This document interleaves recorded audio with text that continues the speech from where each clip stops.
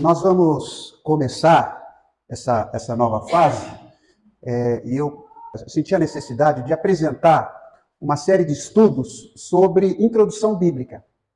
Quem frequenta seminário, introdução bíblica é uma das matérias assim no primeiro ano que as pessoas têm. Tem uma visão geral da Bíblia. Qual a visão que as pessoas têm, assim, o senso comum tem? Né?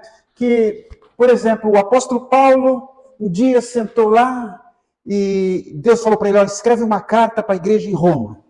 Aí Paulo sentou e quase que psicografou. Né? E Deus foi falando para ele o que escrever. Aí ele escreveu a carta, mandou para Roma, para a igreja em Roma.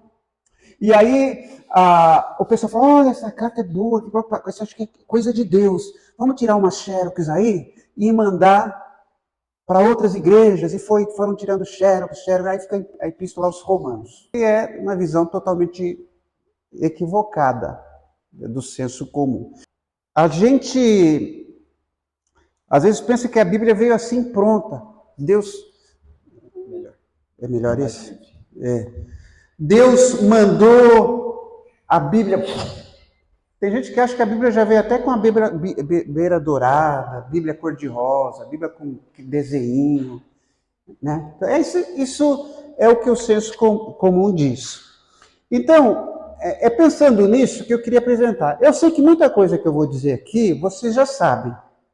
Mas tem coisas que vocês não sabem, talvez não saibam. Porque é algo que as igrejas não dizem, não contam, por vários fatores, tem outras prioridades. Então eu queria, por quê? Porque muitas vezes um sermão é baseado no conhecimento que o pregador tem da Bíblia, da formação da Bíblia, então isso vai ajudar muito a igreja a entender. Então, nós vamos ter essa introdução bíblica, que eu chamei lá de estudar, entender e viver. Porque a gente fala muito, leia a Bíblia, mas não basta ler a Bíblia, porque muita gente que lê a Bíblia e não entende a Bíblia. Tem muita gente que lê a Bíblia e entende errado a Bíblia. Então, a Bíblia precisa ser estudada. Já viu aquele versículo? É melhor morar no eirado do que com uma mulher, do que viver com uma mulher rixosa e iracunda.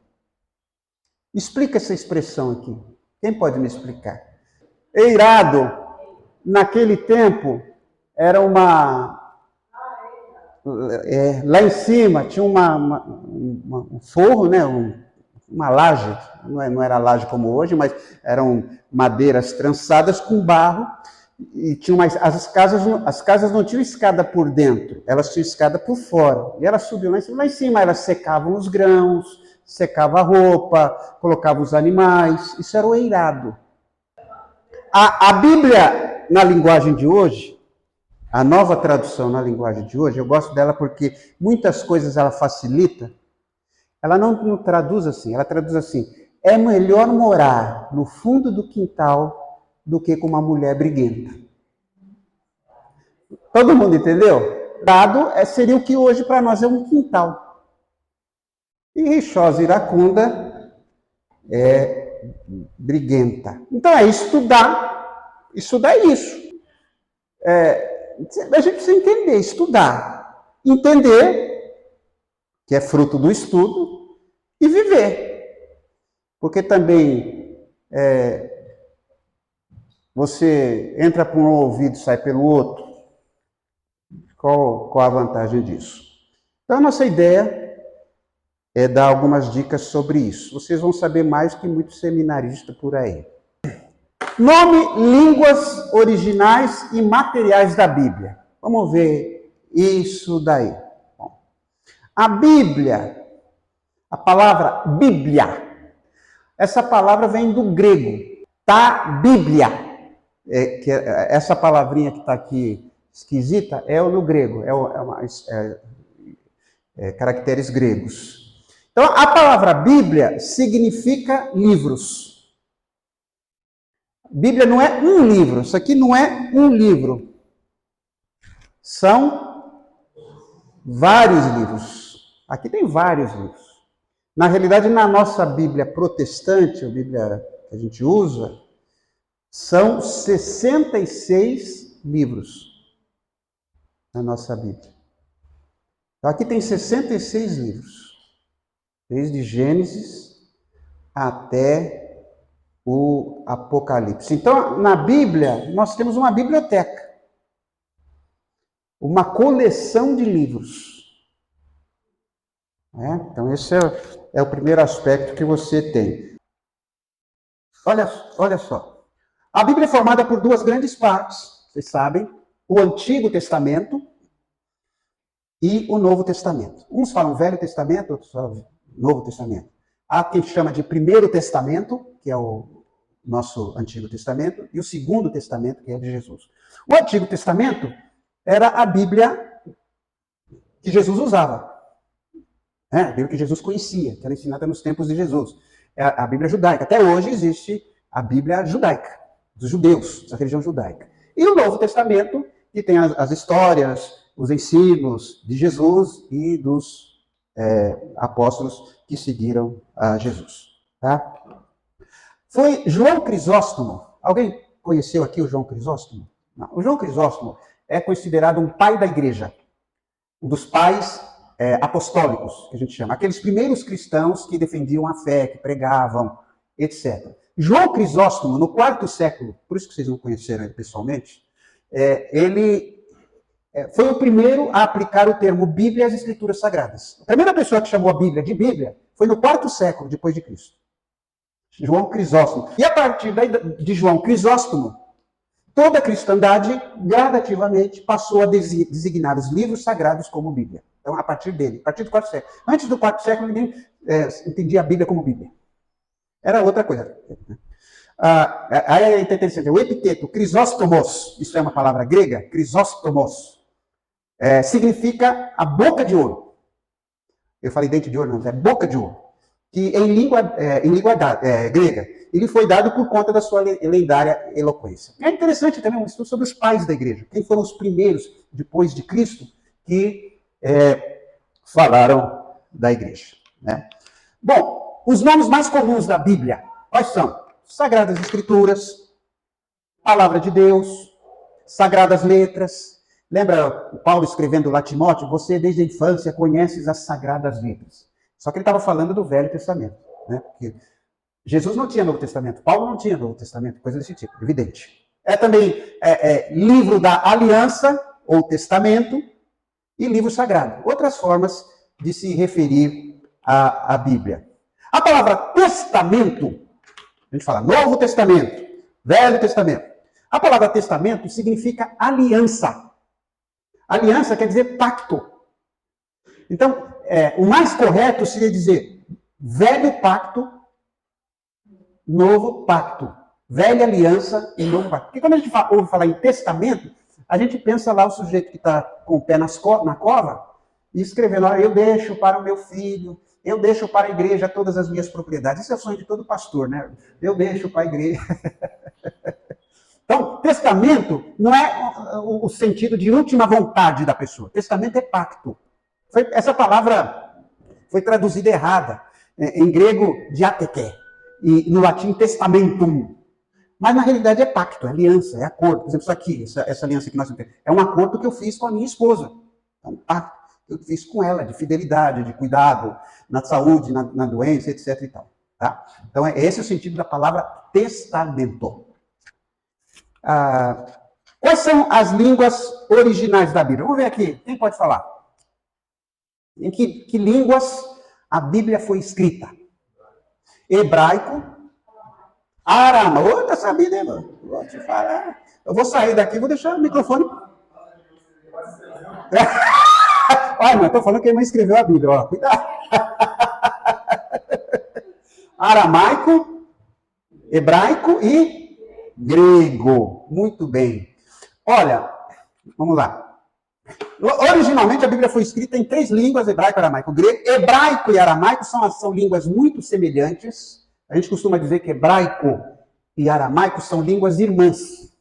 Eu fico imaginando, é mais ou menos, falando de maneira bem tosca, o português e o espanhol. Eu nunca estudei espanhol formalmente.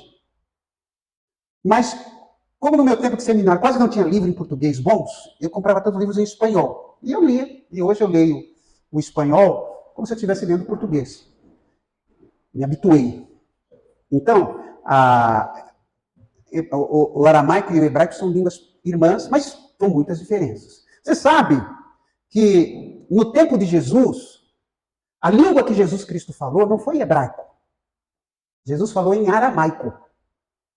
Tá? Não era... Como é que era? Na Palestina, a língua comum, todo mundo falava, o povão falava, era o aramaico. O hebraico, nos tempos de Jesus, era uma língua assim mais religiosa, mais as pessoas eruditas, as pessoas cultas, é que falavam hebraico. Não eram muitos. E a língua comercial, o inglês daquele tempo, era grego. Então, tinha lá nos letreiros, olha, venha fazer a FISC, aprenda grego. Né? Então, esse era o grego era a língua comercial. E é lógico que também havia o latim, dos romanos, que era a língua oficial. A língua oficial, e vocês se lembram que a Palestina, nos tempos de Jesus, estava sob o domínio romano. Os romanos é que dominavam. Então, a língua oficial era o latim, dos romanos. Mas a língua, assim, do mundo, o inglês daquele tempo era o grego. Todo mundo falava em grego, né? Tá? Então, eu até coloquei aqui, falava-se aramaico, escrevia-se em hebraico ou latim, né? E arranhava-se o grego naquele tempo. Tá bom? Bom, olha só aqui, só um exemplo aqui para vocês do aramaico e do hebraico, né? Aqui à esquerda tem aramaico, a expressão ó Deus é Elahá. Isso em aramaico. Elahá, ó Deus. Em hebraico é Rael. El é Deus. Essa palavra El é Deus em hebraico. Né? Você pode ver que o El também está no aramaico. Elahá. Elahá. Então, essas são as línguas originais. É interessante, irmãos, a gente precisa entender que são línguas totalmente diferentes da nossa. Por exemplo, a gente lê normalmente da esquerda para a direita. No hebraico, a gente lê da direita para a esquerda, gente. Eu não achei, eu procurei hoje mesmo a minha Bíblia hebraica, eu ia trazer para vocês verem. A gente lê assim. Pode ver que os caracteres são diferentes. No hebraico, inicialmente, não havia vogais. Não havia vogais. Então, quando, por exemplo, você queria falar Javé, já viu essa expressão? Como é que se pronuncia o nome de Deus? Javé, Yavé, Jeová, como é que é? Qual é o problema? Porque, primeiro, não haviam vogais. Então, por exemplo, Silvio seria SLV. O que é SLV? Porque não tinha vogal. Não tinha o I, não tinha o O. Então já não dava para perceber só olhando os caracteres. E segundo, porque o judeu não falava o nome de Deus. Né? Não pronunciava a palavra Deus, porque o mandamento diz, não tomarás o nome do Senhor teu Deus em vão. Então eles não pronunciavam. Então quando eles queriam falar de Deus, eles falavam o Altíssimo, o Senhor, mas não falava Deus, porque para eles era pecado. Então, as pessoas não sabem, com certeza, como é que se pronuncia o nome. Por isso que eles falam Jeová. Eu prefiro Javé. Eu uso sempre a expressão Javé. E parece que a maioria dos entendidos falam isso, Yavé. É só para vocês entenderem, por exemplo, no hebraico não existe número. Os números são os próprios caracteres. Não existe número em hebraico. Por isso você às vezes encontra algumas divergências em termos de números. Tá bom? Bom, e o grego, aí eu coloquei algumas palavras em grego, que nós já conhecemos. Por exemplo, Deus, Theos. Coração, cardia. Quando a gente fala, vou no cardiologista, cardia, é a palavra grega, para coração. Mundo, cosmos, cosmologia, é uma palavra que vem do grego. Bíblia é biblion. Apóstolos, apóstolos. Apóstolo significa enviado. Igreja, a palavra eclesia. A gente fala, vou à igreja, vem do grego, eclesia. Anjo, angelos. Angelos. Antropos, que é homem. Antropologia. Logos, palavra. A palavra que está lá em João, no princípio, é o verbo. A palavra lá é logos. Logos. Cosmos, cronos, tempo. Sabe que no grego existem pelo menos duas palavras para tempo. Existe cronos, que é de cronologia. Crono é o nosso tempo do relógio. E existe a palavra kairos. Kairos é o tempo certo. Puxa, caiu na hora certa esse dinheiro. Isso é kairos. Então tem duas palavras. E geo, que é terra, geografia e coisas desse tipo. Só para você e aqui como que é escrita a palavra em grego. Então é importante a gente entender. Você ouvir falar, por que tem tanta tradução da Bíblia? Eu tenho diversas traduções. E quando eu vou preparar um sermão, quando eu vou estudar algum texto, eu vou lendo e vai. Como é que isso aqui traduziu essa palavra? Né? Porque as palavras são diferentes. Por exemplo, amor. Amor na Bíblia, essa palavra, tem eros, de amor erótico. Ágape, de um amor divino, que a gente costuma falar. Um amor acima de qualquer coisa. E coisas desse tipo. Então, tem a ver com a tradução e o significado naquele tempo. Então não é fácil traduzir a Bíblia. E a Bíblia vai constantemente, alguém fala, por que a Bíblia tem que estar sempre mudando? Porque a nossa linguagem muda. A linguagem é dinâmica. Existem expressões que a gente usa hoje que não se usavam no passado. As coisas mudam. O Antigo Testamento foi escrito em hebraico com algumas exceções. Então, no Antigo Testamento, existem algumas palavras em aramaico. Por exemplo, em Esdras, capítulo 4 até 6:18, o livro de Esdras, foi escrito em aramaico. Daniel 2:4 até 7:28 também foi escrito em aramaico. O resto em grego, em hebraico. Em Gênesis 31:47 existem duas palavras em aramaico. Duas palavras, mas está lá. E há uma frase em Jeremias 10:11 que foi escrita em aramaico. Então, lembrando, a maior parte do Antigo Testamento foi escrita em hebraico. Mas tem algumas parcelas em aramaico. Por quê? Né? Exatamente porque muitas vezes a Bíblia foi sendo repassada em tempos diferentes. Né? Então, já tinha influências de outras línguas. Hoje eu estava vindo para cá, ouvindo um especialista lá em termos de sustentabilidade, e eu acho engraçado, ele usava muitas expressões em inglês. Meu time. Né? Eu acho isso uma besteira, só brasileiro que faz isso. Né? Eu fico usando. Há um gap na nossa empresa, um gap. Caramba, por que não fala em português? Né? Então, assim, conforme o tempo, as expressões vão mudando. Por isso que tem que ter várias traduções da Bíblia. Até hoje, as pessoas continuam estudando a Bíblia. E para tornar a Bíblia inteligível para o nosso tempo. Há também algumas partes no Velho Testamento em grego, mas isso mais na Bíblia Católica. Na Bíblia Católica tem alguns livros a mais, isso a gente vai ver depois, que não são aceitos como inspirados pelas igrejas protestantes, nem pelos hebreus, pelos judeus. Né? E são normalmente porque eles foram escritos em grego. Então, os judeus não aceitaram livros que não tivessem sido escritos originalmente em hebraico. Né? E aí os protestantes seguiram. Então existe lá 1 Macabeus, 2 Macabeus, Judite, Sabedoria, Eclesiástico, que foram escritos em grego. E parcialmente em grego, ou seja, tem porções de grego neles, Esther, Tobias, além de partes de Daniel e de Baruque, e assim por diante. Então tem algumas porções de grego na Bíblia, sobretudo a Bíblia católica. Tá?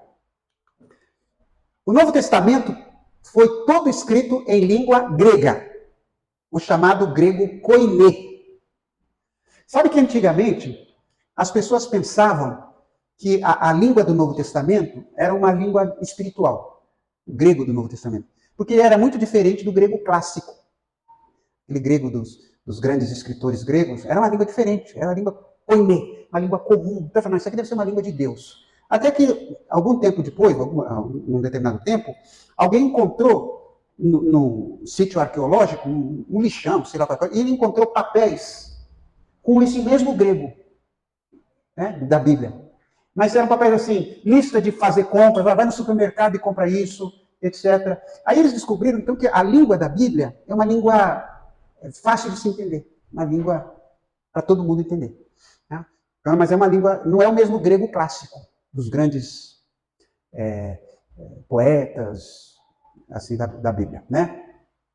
Esse dado aqui, eu não sei se ele está atualizado, mas não deve ser muito diferente, talvez um pouco mais. O Relatório Mundial de Tradução de Escrituras, publicado pelas Sociedades Bíblicas Unidas, informa que já foram registradas publicações do texto bíblico em torno de 2.950 diferentes línguas.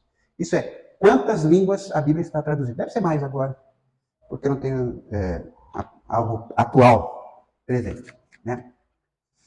Então, como eu disse também,